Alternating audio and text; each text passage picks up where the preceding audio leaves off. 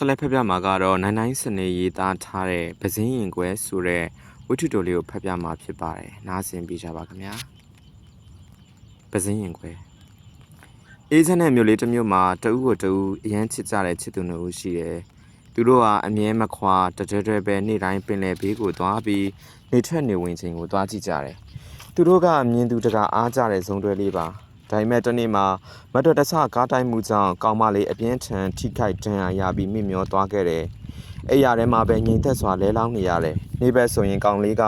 ကောင်မလေးနားမှနေပြီးသူ့နာမည်ကိုတွတ်ရွတ်ခေါ်တယ်။ညဘက်ဆိုရင်ဖះเจ้าသွားပြီးကောင်မလေးစမ်းမာလာစီဖို့ဖះသခင်ထံဆူတောင်းတယ်။အချိန်တွေတဖြည်းဖြည်းကုန်လွန်သွားခဲ့ပြီးကောင်လေးခမငိုရလွန်းလို့မျက်ရည်တွေတောင်ခန်းလို့နီးနေပြီ။ကောင်မလေးကမိမျောနေသေးပဲ။ဒါပေမဲ့ကောင်လေးလက်မလျှော့ခဲ့ဘူး။ဖျားသခင်ထံဆုတောင်းတယ်ဒီလိုနဲ့တညမှာဖျားသခင်ကကောင်လေးရဲ့မလျှော့သောဇွဲနဲ့ကောင်မလေးပေါ်ထားတဲ့မေတ္တာတရားကြောင့်သူ့အပေါ်တနာတက်ဝင်ပြီးမျှော်လင့်ချက်တစ်ခုပေးလိုက်တယ်ဖျားသခင်ကကောင်လေးကို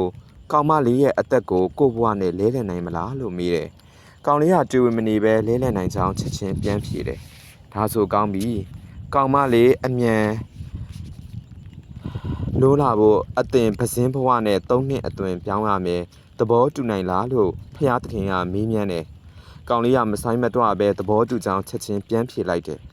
။မိုးလင်းတာနဲ့ကောင်လေးကပဇင်းတစ်ကောင်အတွင်ပြောင်းသွားခဲ့တယ်။ပဇင်းလေးကစေယုံဘက်ကိုအလင်းအမြန်ပြန်လာတယ်။လူနာခန်းထဲဝင်ကြည့်တော့ကောင်မလေးကနိုးနေပြီးဆရာဝန်တဦးနဲ့စကားပြောနေတာကိုတွေ့တယ်။သူတို့ပြောနေတာတွေကိုပဇင်းကမကြားရဘူး။တပတ်နှစ်ပတ်နေတော့ကောင်မလေးကျမ်းမာလာပြီးစေယုံကဆင်းခဲ့တယ်။ဒါပေမဲ့ तू မပြောဘူး။နေရာအနှံ့ကောင်လေးကိုလိုက်စုံစမ်းတယ်။လိုက်ရှာတယ်။ကောင်လေးကပဇင်းအသွင်နဲ့ကောင်မလေးဘေးမှာရွှေဝဲပြန်တန်းနေပေမဲ့ကောင်မလေးကို तू ခေါ်လို့မရဘူးပွတ်ဖက်လို့မရဘူး။ကောင်မလေးကိုပဲငေးဆိုင်ကြည့်နေခဲ့ရတယ်။ဒီလိုနဲ့ຫນွေရက်တွေတဖြည်းဖြည်းကုန်လွန်ပြီးစောင်းဦးကိုရောက်လာခဲ့တယ်။စောင်းလင်ညင်းတွေကြောင့်တရက်တွေတဖြုတ်ဖြုတ်ကျွေးကုန်တယ်။ပဇင်းဒီနေရာကခွာတော့မယ်။နောက်ဆုံးချိန်ဖြင့်ကောင်မလေးရဲ့ပခုံးထန်နာကို तू အရဲစွန်ပြီးတွားနာလိုက်တယ်။နူးညံ့တဲ့တောင်ပံနဲ့ကောင်မလေးရဲ့ပါးပြင်ကိုထိလိုက်တယ်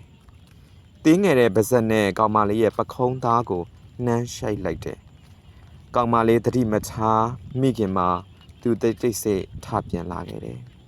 ။မျက်စိတမိတ်အတွင်းမှာပဲຫນွေဥရာသီကိုရောက်လာခဲ့တယ်။ຫນွေရောက်တာနဲ့ချက်ချင်းပဲပဇင်းဟာကောင်မလေးနားကိုအရောက်ပြန်တန်းလာခဲ့တယ်။ဒါပေမဲ့သူရင်းနှီးတဲ့ကောင်မလေးရဲ့ဘေးမှာခန့်ညားတဲ့ဒဇိန်းကောင်လေးတယောက်ကိုသူတွေ့လိုက်တော့ပြန်တန်းနေတဲ့သူ့တောင်ပံတွေလေဟာနဲ့တဝက်တစ်ပြက်မှာအယံ့တက်ခံလိုက်ရတယ်။လူတွေကကောင်မလေးကားတိုက်ခံရတာဒဏ်ရာတွေဘလောက်ပြင်းထန်ကြောင်းဒဏ်ရာတွေကိုကုသပေးတဲ့ဆရာဝန်ဟာကောင်မလေးပေါ်ဘလောက်ယူဆိုင်ကြောင်းသူတို့ရဲ့အချစ်တွေကစံတင်ထိုက်တဲ့အကြောင်းကောင်မလေးဘဝကအရင်လိုပျော်ရွှင်ချမ်းမြေ့နေပြီဖြစ်တဲ့အကြောင်းပြောသံတွေကိုပဇင်းကြားလိုက်ရတယ်။ပဇင်းရင်ခွဲရပြန်တယ်။ဆရာဝန်ကောင်လေးနဲ့ကောင်မလေးပင်လယ်ဘေးသွားပြီးနေဝင်နေထွက်ကြည့်တာကိုသူအမြဲတွေ့နေရပေမဲ့တခါတလေကောင်မလေးရဲ့ပခုံးထက်မှာခဏသွားနာတာကလွဲလို့သူဘာမှမတတ်နိုင်ခဲ့ဘူး။ပဇင်းလေးဟာရင်ထဲကဝေဒနာတွေကိုကြိတ်မိတ်ခံစားရင်း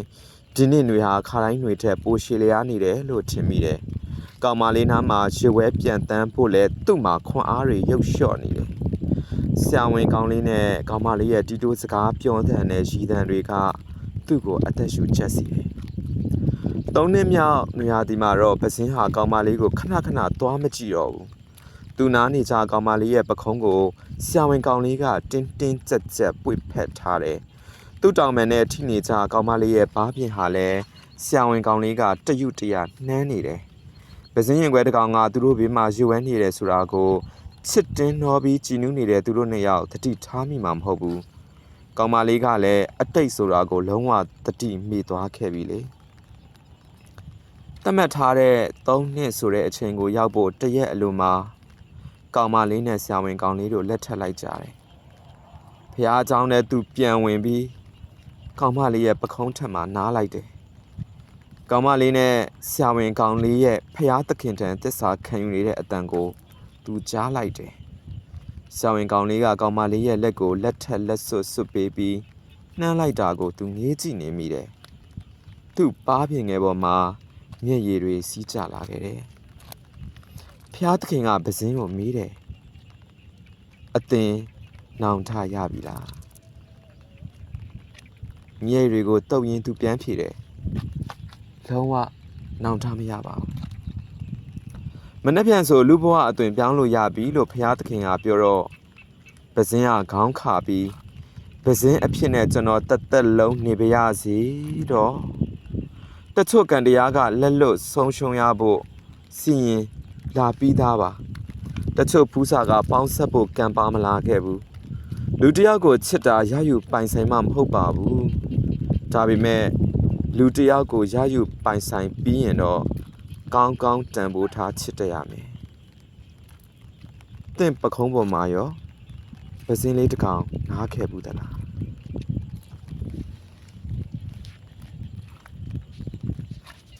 အခုလိုချိန်ပေးနားဆင်ပေးခဲ့တဲ့အတွက်ကျေးဇူးအထူးပဲတင်ပါတယ်